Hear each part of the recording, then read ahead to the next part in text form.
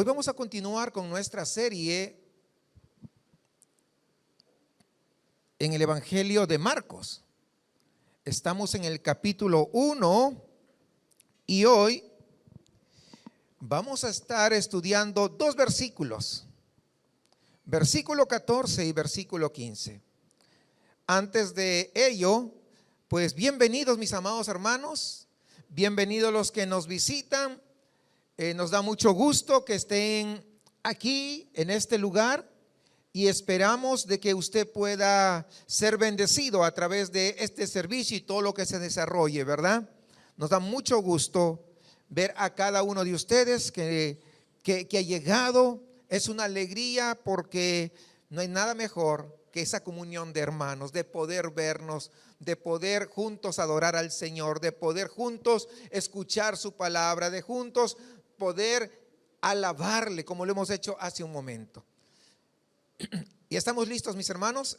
Vamos a ir a la lectura primero y luego oramos y entramos a la exposición. ¿Ya lo tenemos?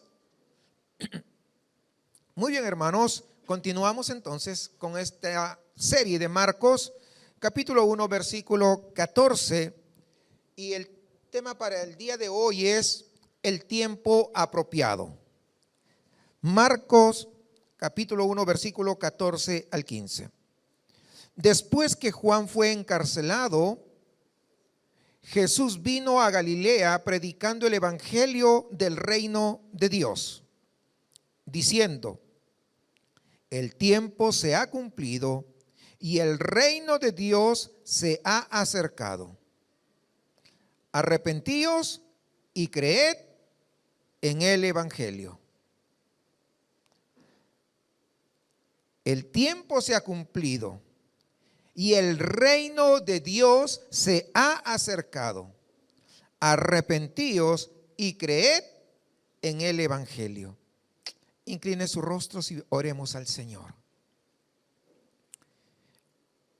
Amado Padre, con humildad nos acercamos ante su presencia gloriosa y lo hacemos por los méritos de Jesús. En esta hora te decimos que tenemos hambre de ti, Señor. Queremos más de ti, queremos conocerte más, queremos ser alimentados por ese maná espiritual que es tu palabra. Háblanos, Señor, a nuestras vidas, a nuestros corazones. Ayúdanos a que nuestros corazones sean sensibles a ti. De forma personal, yo reconozco, Señor, mis limitaciones que son grandes, razón por la cual suplico que seas tú usando a este cuerpo limitado, reconociendo que tú eres el ilimitado y el todopoderoso, de tal manera que todo tu pueblo acá reunido sea edificado, y esto para la gloria tuya. Te suplicamos, Padre eterno, en Cristo Jesús. Amén. Uno de los engaños más grandes de estos tiempos y que de alguna manera, hermanos, está arrasando muchísimo en toda nuestra cultura occidental, tiene que ver con que cada uno crea su propia verdad. No hay una verdad absoluta, sino que cada quien cree lo que quiere creer. ¿Ha escuchado usted de eso? Han puesto a la verdad como un buffet para que cada quien escoja lo que quiera creer. Cuando uno va a un buffet, dice: bueno, a mí no me gustan los tacos, todos los días como tacos, hoy día me toca enchiladas porque es un buffet y yo puedo escoger lo que quiera. ¿Sí me entiende? Lo mismo ha pasado en nuestra cultura con la verdad. Y dice: ¿qué es la verdad? ¿Quién tiene la verdad? No te equivoques. No existe una verdad absoluta, ¿no? Oye, tienes que pensar más. Tu verdad es tuya y nada más. Y mi verdad, pues es mi verdad. Así que en estos tiempos en los que nos ha tocado vivir, hermanos, hay una cualidad del carácter de esta cultura occidental que se llama la tolerancia. Hay que tolerarnos a todos.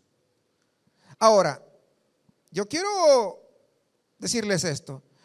Aquí en este púlpito yo no estoy tratando de hacer proselitismo. Yo no estoy tratando de convencerte de algo. Tú cree lo que quieras y yo creo lo que yo quiero creer. Tal vez exista un lugar de neutralidad donde todos seremos felices. Pero ¿sabe una cosa? Eso no es cierto. Eso no es verdad. Y Marcos realmente te va a confrontar con el hecho de que no existe esa neutralidad de felicidad. No existe un lugar neutro donde tú puedes estar acá, ni soy de allá, ni soy de acá, y estoy muy feliz. No existe eso. Y Marcos nos va a confrontar a todos nosotros que la verdad sí importa. Y nos va a confrontar con el hecho que la verdad es real y que tú debes decir sí o no. Dicho en otras palabras, no hay medias tintas. ¿Eres o no eres? Eso es el desafío que vamos a ver aquí. Ahora, y eso no es solo, hermanos, para las personas que tal vez nosotros buscamos ministrarles. Eso también es para nosotros que estamos dentro de la iglesia.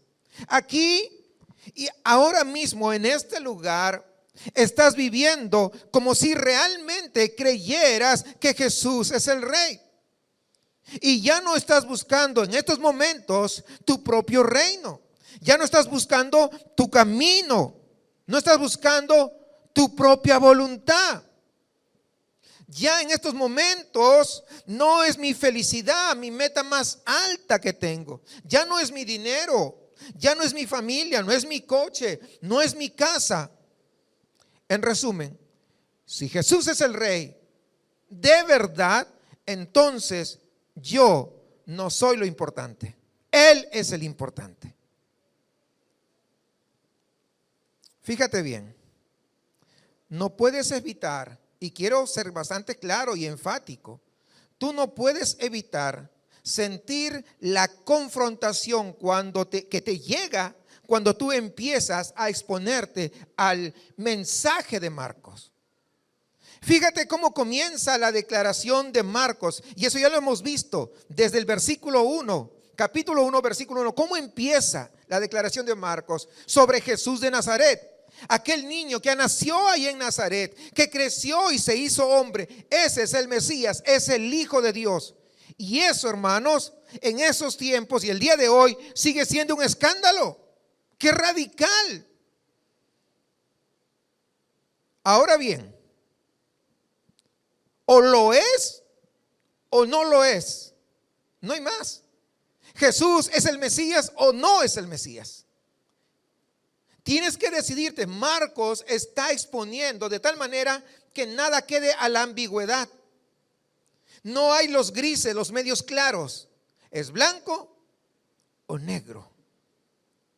Y justo cuando tú estás recuperándote y asimilas que tal vez lo que Marcos ha escrito sea cierto, que tal vez Dios se encarnó en carne y hueso, que tal vez la esperanza de todo el universo salió justamente de aquel pueblo pequeño de Nazaret, que realmente Dios se hizo hombre y caminó por esos caminos, por esos terrenales. No había autopistas, desde luego, en esos tiempos. Caminó por la tierra y comienzas o empiezas a asimilarlo y te encuentras con una segunda confrontación. Cuando Jesús sale de las aguas del bautismo y la voz de Dios habla y dice: este es mi Hijo amado. Esa declaración, hermanos, es seguida por la afirmación del Padre. Y frente a eso, escúchame, no puedes ser neutral. Tienes que decidir que bien lo que acaba de narrar Marcos ocurrió o no ocurrió. No hay medias tintas. Dios habló o no habló. Claro, nosotros como cristianos sabemos, pero muchos no saben ello. Sin embargo, Marcos no te deja ahí a ver si, por si acaso. No, Dios habló. Y Dios, ¿qué hizo al hablar? Dijo, estaba poniendo, vamos a decirlo, su sello de aprobación de que este hombre que había sido bautizado por Juan el Bautista, ya eso ya lo vimos hace 2 semanas, era realmente el Hijo de Dios. O tal vez no lo hizo. O sea, Marcos está diciendo, esto es lo que pasó.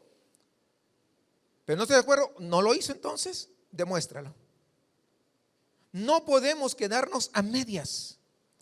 Y entonces apenas estás, wow, yo creo que sí pasó, como consiguiendo un poquito de aliento, y el Espíritu de Dios agarra y conduce a Jesús y lo lleva hasta el desierto. Imagínense, estoy yendo episodio por episodio para desarrollar lo que viene a continuación.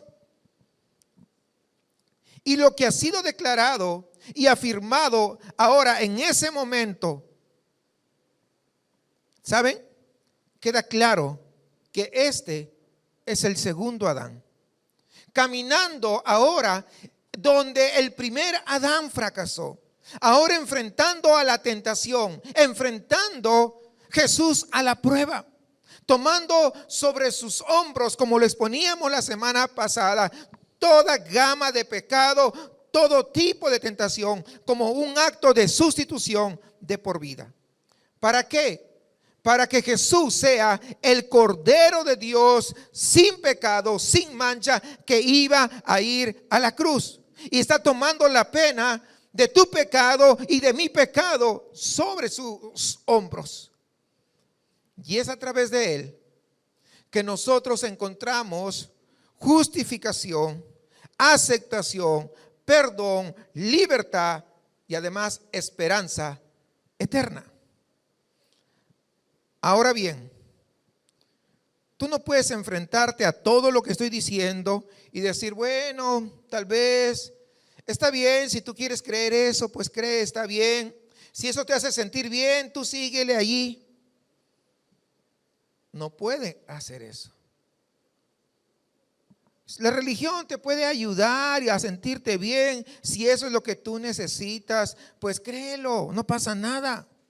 ¿Sabe qué? No puedes hacer eso. ¿Por qué? Porque este es un relato de la historia. No es un cuento, no es una parábola, es un relato de la historia que sí sucedió y que te pone frente a ti notables afirmaciones de quién es Cristo. De tal manera que nadie puede decir, no, yo creo, tal vez, quién sabe. No. ¿Crees o no crees? ¿Crees estas cosas o no la crees de plano? ¿Y vives estas cosas o no las vives? No hay neutralidad. Y eso, hermanos, es lo que debería de impulsarnos a todos nosotros fuera de este ambiente a querer de alguna manera compartir el evangelio del Señor Jesucristo. ¿Por qué? Porque creemos que estas afirmaciones son verdaderas, pero a la vez son radicales, porque cambia cualquier espectro de la vida común. Porque va a transformar, porque va a hacerte que tú tengas otra perspectiva de vida y comienzas a vivir del tipo de vida que Dios quiere que nosotros vivamos como seres humanos. ¿Cuál es? Para la gloria de su nombre. Si esto, hermanos, que estoy desarrollando no lo creo, entonces vamos a vivir una vida tibia. Eso no es posible. ¿Sí o no?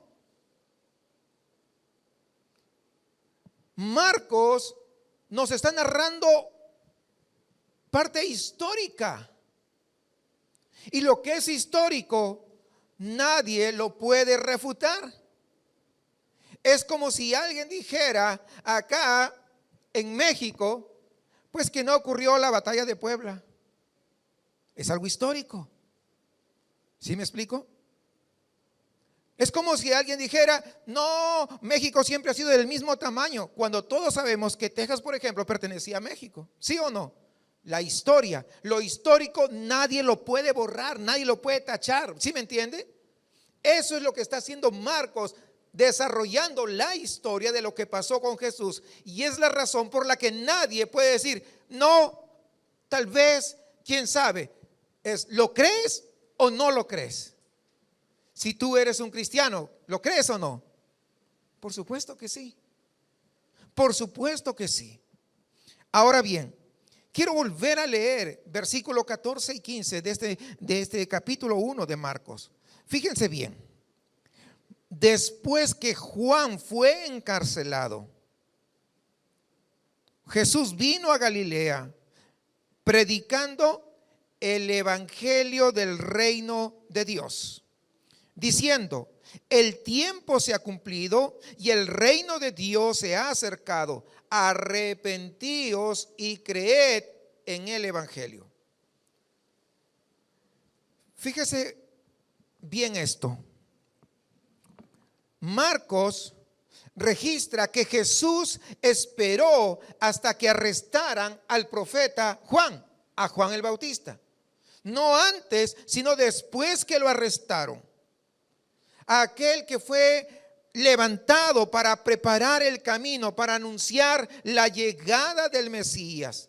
Y yo quiero que preste atención para captar el significado de esto. Es después que es encarcelado Juan el Bautista que Jesús es levantado y entra en la escena como el último profeta de Dios. ¿Para qué? Para declarar el mensaje final de Dios. ¿Cuál es? El evangelio del reino. Ese es el mensaje. Y es importante, hermanos, donde Jesús lo hace, porque acabamos de leer que su ministerio empieza ahí. ¿En dónde? En la ciudad de Galilea. ¿Y por qué es importante Galilea? Porque Galilea era la región más multicultural de toda Palestina. Y Jesús elige comenzar su ministerio ahí. Y eso entonces empieza a tener sentido de que este fue llamado la luz de los gentiles en la profecía. Usted lo recordarán en el Antiguo Testamento, que iba a ser luz de los gentiles. Se estaba cumpliendo en Galilea. Se da cuenta que cada acción que desarrollaba Jesús no lo hacía al azar. Ya había un plan diseñado de parte de Dios. A Jesús no le agarra por sorpresa absolutamente nada. Lo que estaba haciendo Jesús es cumplir la profecía que ya se había dicho cientos de años atrás. Y que a través de él, este asombroso mensaje del reino se va a extender pues a todos los rincones de la tierra. Y Juan dice, Jesús comienza a proclamar las buenas noticias de Dios, el evangelio de Dios. Bien, ¿y cuál es ese mensaje? Y mira las palabras, el tiempo se ha cumplido. Cuando Jesús dice el tiempo se ha cumplido, lo que está diciendo realmente es todo lo que ha sucedido en la historia del Antiguo Testamento ha estado encaminado a este momento en la que yo estoy presente. Todo desde Génesis ha estado encaminado a este momento. Cuando usted lee el Antiguo Testamento, notará que en algunos momentos de la historia en el Antiguo Testamento hay momentos en que estalla como el caos, que parece una debacle. Y cuando tú no entiendes y estás leyendo el Nuevo Testamento, ¿qué está pasando en este mundo? Y te preguntas tal vez, si el plan de Dios será capaz de sobrevivir a toda esa política desagradable y malvada que se vivía en el Antiguo Testamento. Será capaz que el plan de Dios sobreviviera a las guerras. Será capaz que el plan de Dios, lo que Dios había planificado, sobreviviera a la rebelión de su propio pueblo. ¿Será capaz el plan de Dios de sobrevivir a todo el poder de las naciones invasoras? Y te das cuenta, ahora con esta declaración que está haciendo Jesús, que Dios es soberano y que se hará su voluntad. Que todo lo que ha venido desarrollándose en el Antiguo Testamento se estaba cumpliendo con Jesús en ese momento. El tiempo se ha cumplido. Y te das cuenta de que Dios, hermanos, ha estado guiando la historia hasta este momento en el que Jesús se pone de pie y dirá: el tiempo se ha cumplido y el reino de Dios se ha acercado. Cada juez, cada profeta, cada rey estaba de alguna manera prefigurando al verdadero juez, al juez perfecto, al profeta más grande, al sacerdote o sumo sacerdote por excelencia, al rey excelso que vendría, Jesús, Jesús, Jesús. Ahí es que apuntaba, hermanos. De esto se trata, y nos damos cuenta que aún los fracasos que pasaron muchas veces en los libros de los jueces, por ejemplo, que elegían un juez, se portaban bien entre comillas, luego nuevamente bajaba, había una decadencia, luego lloraban, clamaban y pedían otro juez, y venía otro juez, y así estaban subidas y bajadas, y así era el pueblo de Israel. Pasaron reyes buenos, que fueron los más poquitos, y reyes malísimos, que eran la gran mayoría. Pero finalmente el plan de Dios nadie lo echó a perder. ¿Sí se da cuenta lo que está pasando con lo que Jesús está declarando? O sea, se acaba de cumplir todo lo que había estado predicho ya con anticipación. Se está cumpliendo. ¿Cuál es la imagen aquí? Quiero decirlo, y a mí me encanta lo que dice Daniel, capítulo 4, versículo 35. Porque de esto se trata. Daniel 4:35 dice: y Él hace según su voluntad en el ejército del cielo y en los habitantes de la tierra, y no hay quien detenga su mano y le diga: ¿qué haces? Ese es nuestro Dios. Ese es nuestro Dios. Ese es tu Padre, es mi Padre, tan bueno, tan bondadoso, que no hay nadie quien pueda entorpecer sus planes. No hay nadie que pueda hacerle frente. Uno de los grandes problemas que yo veo con algunas personas es que se fijan demasiado en las películas que vende Hollywood o Netflix, donde ponen muchas veces la pelea o la guerra del bien contra el mal. Y pareciera que muchas veces que el mal casi arrasa al bien, y a las justas, una casualidad, el bien logra sobreponerse al mal. Eso no es así. El bien, si se llama Jesucristo, ya venció en la cruz.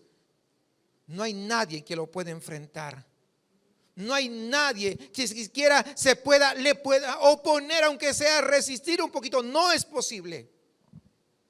Ya Jesús lo demostró. Pero es un problema, como les digo, porque muchas veces nos vemos tan influenciados por la sociedad. Nuestro Dios es soberano, y Él prometió que vendría uno que se sentaría en el trono de David. Habría un momento en el que Él vendría. Ese es el consejero maravilloso. Es el que se llama el príncipe de paz. Es el Padre eterno. Él vendría y nada, hermanos, podría interponerse en esos planes que Dios había determinado. Nadie podría interferir en el camino, ni la escandalosa rebelión de su propio pueblo. Ustedes saben que Israel se rebeló grandemente. Ni la corrupción de los reyes. No, hermanos, nada puede interponerse en el camino de lo que Dios soberanamente ha decidido o ha elegido hacer. porque la voluntad de Dios se hará, no importa quién se quiera oponer. De hecho, ¿quién se puede oponer? Nadie. Nadie. Y yo te pregunto, ¿lo crees?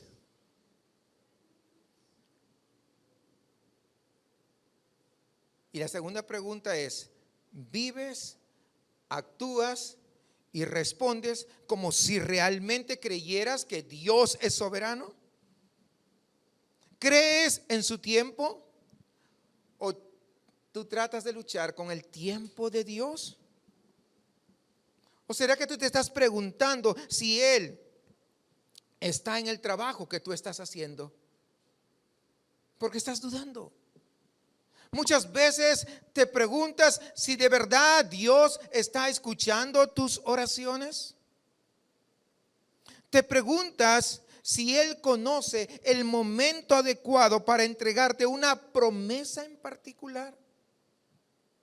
En el momento justo, en el inquebrantable plan soberano de Dios, Jesús descendió a este mundo, vino a este mundo. Y luego ahora lo vemos haciendo un sorpresivo anuncio de su reino. Y yo pregunto nuevamente, ¿descansas en la soberanía de Dios, que no hay nadie quien lo pueda interrumpir? Y mira la siguiente frase, dice, el reino de Dios se ha acercado. Ahora tienes que ponerte en la posición de la gente de esos tiempos que escucharían este mensaje. Gente que estaba muy familiarizada con las profecías del Antiguo Testamento y las profecías de que uno iba a venir y que se iba a sentar sobre el trono de su padre David. Ponte en lugar de ellos, porque fíjate, tienes que enfrentar lo radical de esta declaración. Cuando Jesús dice, el reino de Dios se ha acercado, ¿sabe lo que está diciendo?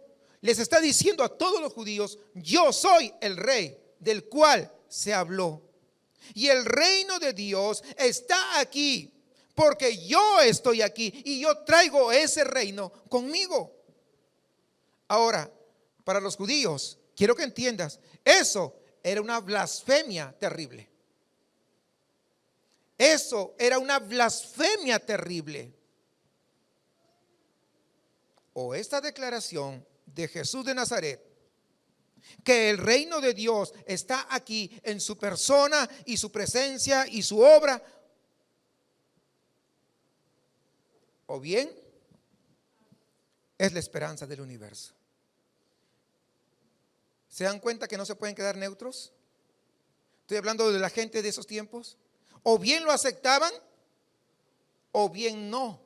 O bien ellos decían, esto es una blasfemia terrible. O bien decían, verdaderamente Jesús es el Mesías que estábamos esperando y Él es la esperanza de este mundo. Marcos no te deja chance de que te pongas al centro.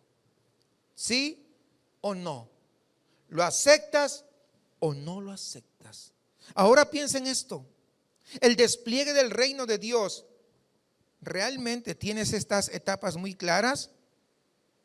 Primero, tienes todos esos años de la preparación en el Antiguo Testamento, donde los profetas estaban señalando al rey que vendría y que establecería el trono de David para siempre. Tú tienes luego la fase de la presencia de ese reino en la persona de nuestro Señor Jesucristo. Algo único y nuevo está sucediendo en ese momento, porque el rey que había sido prometido en las profecías ahora está presente. En cumplimiento de esas promesas, sus pies están sobre la tierra. No están en el aire, están en la tierra, están caminando juntamente con el resto de gente. Él está empezando a ministrar este evangelio liberador de Dios. Luego tienes una etapa de expansión de ese reino. A medida que su realeza comienza a reinar en los corazones de las personas que se someten a Él en fe. Y ese reino de la gracia comienza a liberarlos de los limitados confines de su pequeño reino, como lo vivimos el día de hoy todavía. Y comienza a darles la capacidad de vivir para algo mucho más grande que ellos mismos. Y el gobierno de ese reino se extiende, se va extendiendo y se va extendiendo por todo el mundo. Y luego tienes la culminación de ese reino, el reino físico, donde ese rey reina y nosotros reinaremos con él en los nuevos cielos y la nueva tierra, y eso será para siempre. Bien, este es un momento importante, porque ese reino está ahora cerca en la persona y la obra de Jesucristo. Y por eso, hermanos, está disponible. Y mientras están meditando en esto, aquellos que estaban ahí presentes y nosotros cuando vamos leyendo, es como que viene de pronto un golpe y nos hace un llamado de este reino: arrepentíos y creed el evangelio.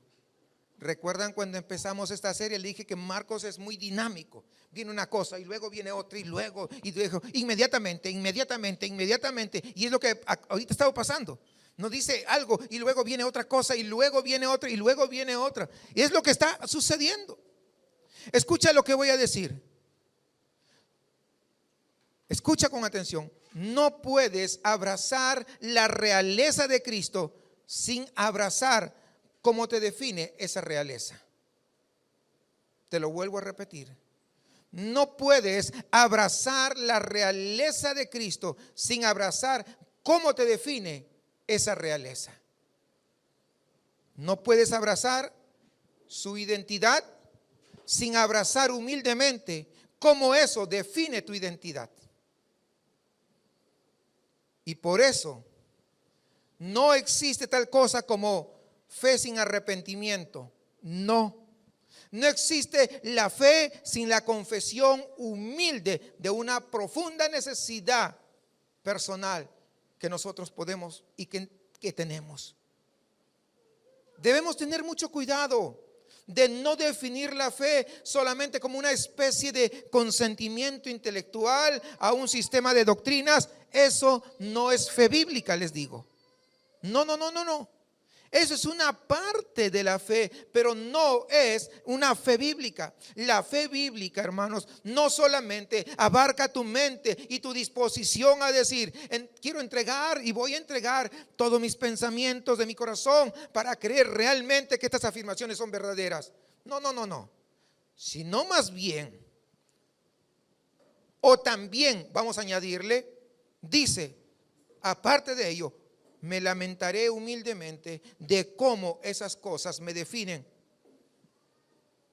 Porque no solamente es decir, sí, voy a confiar. No, también me voy a lamentar de cómo muchas veces yo he sido formado, de cómo yo he respondido, de cómo eran mis pensamientos. Todo eso quiero llevarlos y ponerlos cautivos a la cruz de Cristo. Porque no puedo seguir viviendo de la misma manera como estaba. Ayer platicaba con alguien. Decía yo, sí, yo conozco de la iglesia no sé qué tantos años. Pero yo dije, ¿y Cristo? No, es que yo tengo muchas cosas y hago esto, aquello, y tenía una agenda toda la semana completa. ¿Y dónde está Cristo? No, pues los días que cuando puedo voy a la iglesia, me dijo. ¿En serio? No conoces a Cristo. Cristo no quiere ser un espacio más en tu agenda. No, Señor. Cristo no quiere que tú le agregues un espacito, le hagas un espacio en tu agenda. No. Cristo quiere ser el que abarca toda tu agenda. Toda tu agenda. Y cuando digo toda tu agenda, estoy diciendo toda, sin excepción. ¿Por qué? Y esto es radical. Porque eres o no eres Y cuando digo abarca toda tu agenda, significa que si tú estás estudiando en la universidad, pues vas a la universidad, pero Cristo, tú lo que vas a estudiar es para la gloria del Señor y no para tu propia gloria. Si tú sacas una buena calificación en la escuela, la matemática, sacaste 10, es gracias al Señor, para la gloria de Dios, no para que, oh, yo soy el mejor alumno de todo. No, no, no, no. Cuando vas a trabajar, tienes que pensar que ahí está Cristo y que lo que vas a hacer ese día es hacerlo para la gloria de Dios. Conocí algún caso de alguien que dice que trabajaba en una empresa similar a Home Depot, donde venden un montón de cosas y herramientas y dice que todos los días agarraba, pues nadie se daba cuenta, agarraba tornillos o cosas pequeñas y un puñadito y lo metía a su bolsa y se iba a su casa todos los días, sin excepción. Y ya había acumulado cajas.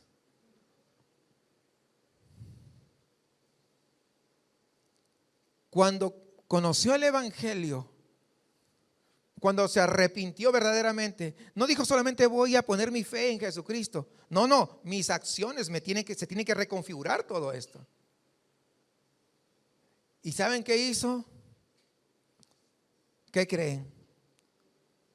Que Dios lo redarguyó su corazón. ¿Y saben qué? Un día dice que fue con una camioneta con las cajas llenas de diferentes cosas. Tenía de todas las medidas de los tornillos. Imagínense. Tenía taquetes. No, tenía un montón. Todas eran cosas pequeñas, pero un montón por cajas. Y un día se fue a su trabajo. Un día que tenía libre, pero se fue y le dijeron, oye, ¿qué haces? No, vine para acá. Habló con el jefe y le confesó al jefe lo que él había hecho por muchísimo tiempo y quería devolverlo. ¿Sí me explico? Pero no, hermanos, o sea, no solamente es decir, voy a poner mi fe en Jesucristo, tiene que cambiar toda mi agenda. ¿Sí se dan cuenta? Ya no soy el mismo de antes. No puedo seguir siendo el mismo de antes. Mi identidad ha cambiado. Mi identidad ya no está en mis logros. Mi identidad ya no está en mi estatus social. Mi identidad ya no está en mi estatus académico. Mis logros académicos no están en el trabajo que yo tengo. No, no, no, no, no. Mi identidad está en Cristo y yo represento a Cristo. Porque no puedo seguir siendo el mismo de antes. Quiero seguir porque acá viene un punto importante que vamos a ver. ¿Por qué tú necesitas un rey? ¿Sabes por qué? Porque tú eres incapaz de autogobernarte. ¿Ya entendió? Porque eres incapaz de tú elegir el camino correcto. Por eso necesitas a alguien que te gobierne. Porque eres incapaz de hacer lo correcto, a menos que alguien te haga casi camisa de fuerza para que vayas por donde debes ir. Eres incapaz de construir. Y en el afán por tu propio reino, por ser tú el que gobierna, ¿sabes qué? Lo que logras es una vida que no va a ser agradable ni para ti mismo. Por eso necesitas a alguien más fuerte que tú, alguien más poderoso que tú. Y ese poderoso se llama Jesús. A menos que Jesús gobierne verdaderamente tu vida, ¿sabes qué? Tú no vas a poder lograrlo. Escúcheme esto. Ser cristiano verdadero no es difícil, hermanos. Escúcheme nuevamente. Ser un cristiano verdadero no es difícil. Es imposible. Ser un cristiano genuino es imposible, a menos que Dios gobierne tu vida. Si tú tratas de cumplir todo lo que está ahí, no lo vas a hacer. Ya empezaste perdiendo. A menos que sea Cristo quien gobierne tu vida, no vas a poder ser un cristiano genuino. Ahora,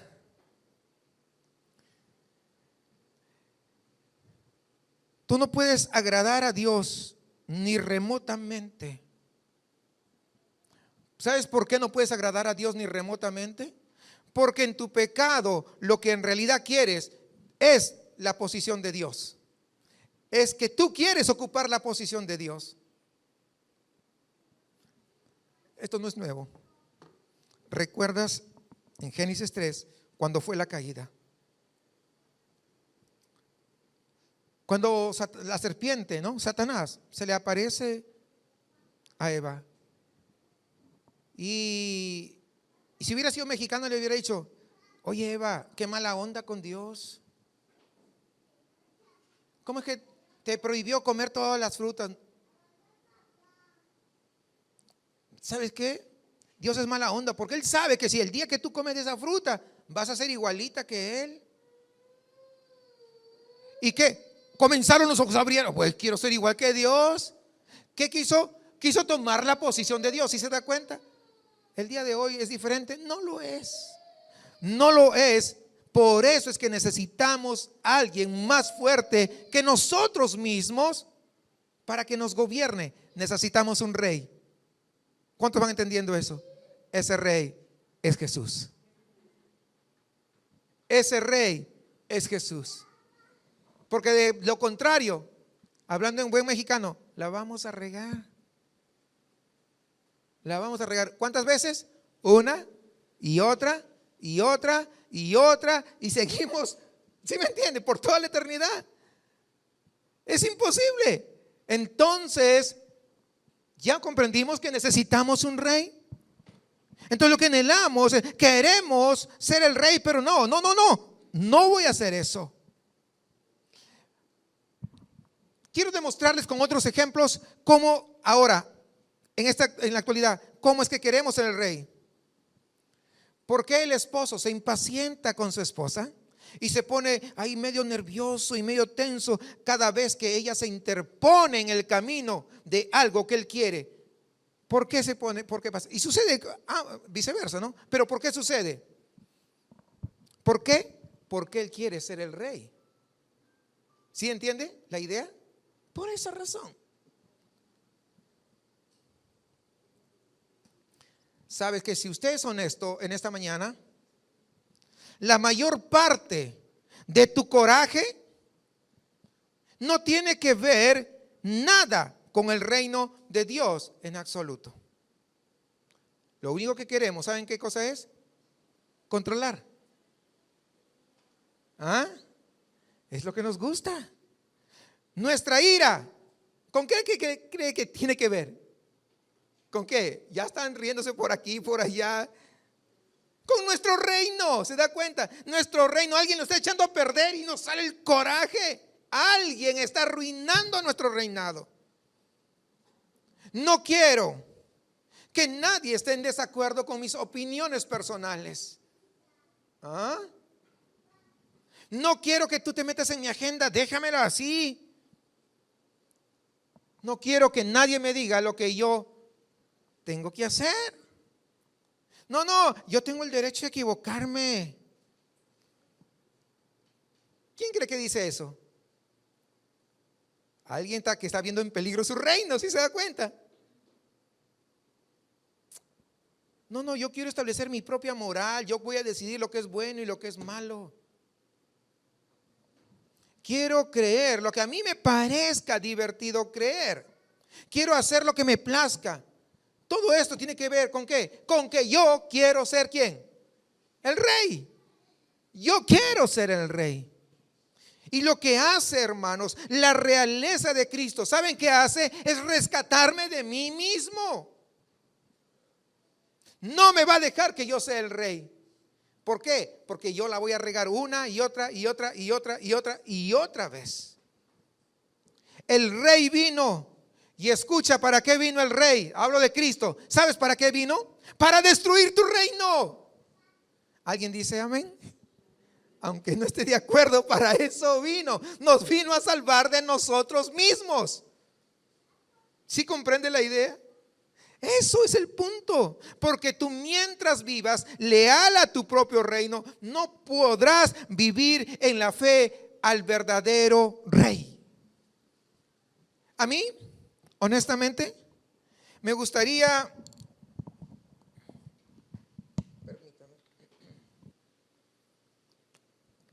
poder decirles en este día que durante esta semana que acaba de pasar, no me he molestado toda la semana de ninguna manera. Me gustaría poder decirles que fui bastante paciente cuando las personas que me rodean o con las que interactué no estuvieron con acuerdo conmigo. Me gustaría poder decirles que no hubo ningún momento en el que yo no me sintiera pues lleno de confianza en mí mismo que iba a hacer esto o aquello o lo otro. Me gustaría poder decir que no hubo ni un momento en el que estimara más mi placer que el propósito de Dios. Pero ¿saben una cosa? No puedo. No puedo. ¿Por qué? Porque yo soy un pecador.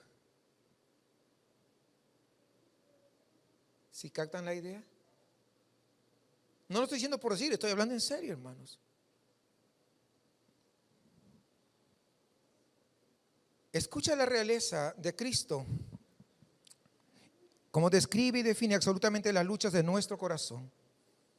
Es por eso, miren, que Él dice esto: tú no puedes venir a mí con una creencia cosmética, académica y teológica. No.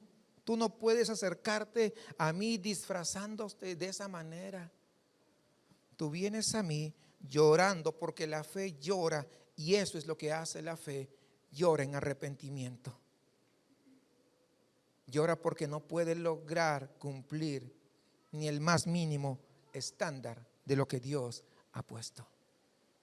Llora porque necesita a un Salvador, necesita a un Rey. Y ya ves, por eso, hermanos, el evangelio de las buenas nuevas del reino debe ser un llamado al arrepentimiento. Ahora piensen en lo que es arrepentimiento.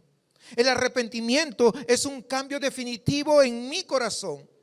Un cambio definitivo en mi corazón que me lleva desde luego a un cambio definitivo en la dirección de mi vida. Yo estaba caminando hacia allá, pero como hubo arrepentimiento, hubo un cambio en mi corazón, entonces cambio y me voy ahora en sentido opuesto a lo que yo antes hacía. Eso es arrepentimiento. El arrepentimiento requiere un cambio de los pensamientos y los deseos del corazón. Entonces comienzo a rechazar el pensamiento de que yo soy el más justo. Todos los demás estén equivocados. Rechazo entonces el pensamiento de que yo tengo el control sobre todas las cosas. Rechazo todas las falsedades que me van a alejar de un abrazo amoroso de Cristo. Rechazo el deseo egoísta. Rechazo el deseo maligno, rechazo el deseo de la autosoberanía, que yo soy el que gobierna, que soy el que ¿Y sabe qué hago? Todo lo opuesto. Ahora me someto y entrego mis deseos a la voluntad y al placer de aquel que es mi Rey. Eso es arrepentimiento. Ahora tienes un nuevo conjunto de deseos. No un deseo que se haga tu voluntad y que venga tu reino. No. Sino un deseo que se haga su voluntad y que venga su reino sobre nosotros. Es lo que tiene que pasar. Entonces, como esposo o esposa, ahora lo que quieres, ¿saben qué cosa es? Es complacer al Rey. No a ti, al Rey Jesús. Al Rey Jesús. Y es lo que te orienta. Y eso es lo que te motiva. Con tus amistades, tú quieres que esas amistades también honren al Rey. Con tu vida y pensamientos, con tus finanzas, con tu tiempo libre, con tu trabajo, en la universidad, en la escuela, Como ves, la verdadera fe siempre resultará en una vida transformada, en una vida cambiada totalmente, de adentro hacia afuera. No de afuera hacia adentro. No. De adentro hacia afuera. Y como Dios opera en gracia, hermanos, para darnos esos nuevos anhelos, esos nuevos deseos, esos nuevos pensamientos, Él opera en gracia para poder capacitarnos para hacer lo que nosotros hubiéramos sido incapaces de hacer. Es por eso que el reino y su anuncio tienen que ser seguidos por esta fusión, arrepentimiento y fe. La fusión de ambos. No puedes tener fe sin arrepentimiento y no puedes tener arrepentimiento sin fe. Entonces, te pregunto esto: ¿dónde estás? ¿Existe una coherencia, una congruencia entre lo que dices que crees y la forma en que adoptas en tu vida? ¿O hay una desarmonía? Quiero pedirte, rogarte como pastor, como tu pastor, sé honesto ahora mismo en este momento. Acepta el hecho de que puede haber ciertos vestigios todavía dentro de ti de esa autosoberanía, que hay áreas todavía donde tú quieres gobernar, que no quieres que el Señor se meta ahí, que tú quieres ser soberano. Todavía hay ciertos vestigios de autosuficiencia, todavía hay cierto deseo de autonomía. Y a medida que te adueñas de eso, comienzas tú a darte cuenta de que el arrepentimiento y la fe no son actos de una sola vez. ¿Sí me explico?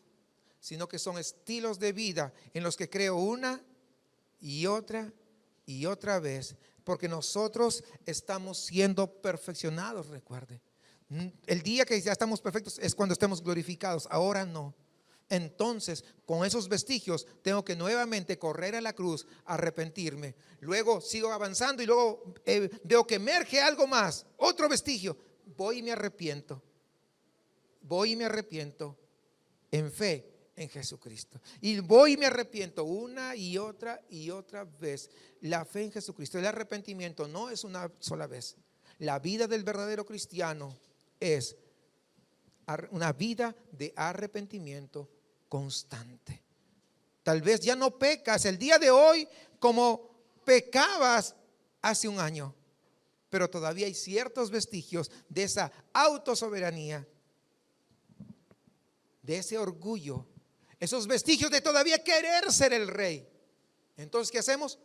Arrepentimos otra vez. Es la vida del cristiano. Ahora bien,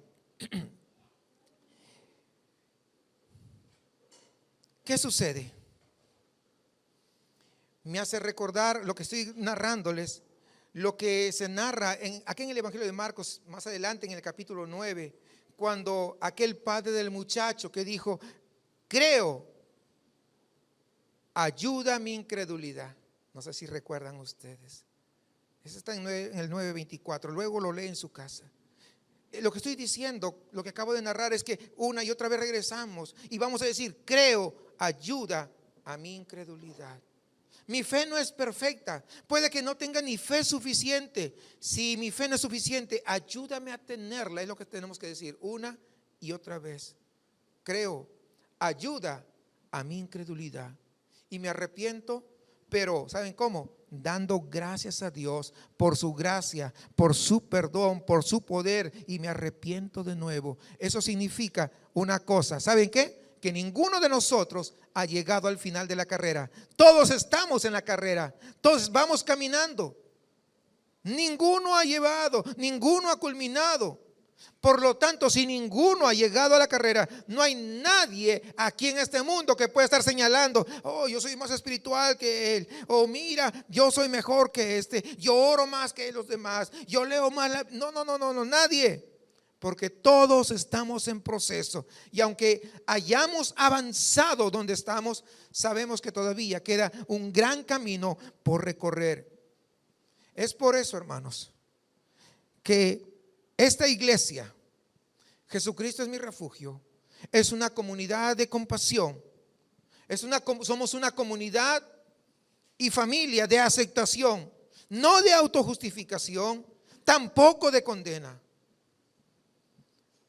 Bueno, una cosa más que vemos ahí en el pasaje que leímos, dice: arrepentíos y creed en el evangelio. En realidad, una mejor traducción de esta última frase sería: cree en las buenas nuevas, arrepiéntanse y abracen las buenas nuevas. Ahora bien, ¿qué son las buenas nuevas? ¿Cuál es las buenas nuevas del reino? ¿Cuál es la noticia que es tan asombrosa, que es tan hermosa, que es tan transformadora de tu vida cuando la recibes? Que no solamente quieres abrazarla tú mismo, sino que tú quieres vivir en medio de ella y además transmitirla a otros, a todo aquel que esté dispuesto a escuchar. Esta es la buena noticia. Porque el Rey ha venido en la gloria de su gracia transformadora. El cambio es posible. Voy a leerles nuevamente. Porque el Rey ha venido en la gloria de su gracia transformadora. El cambio es posible. ¿Qué se está diciendo? No estaremos estancados para siempre en el mismo lugar, porque iremos siendo transformados. No estamos condenados a nuestra rebelión y a nuestra necedad y a nuestro egoísmo y a nuestra arrogancia.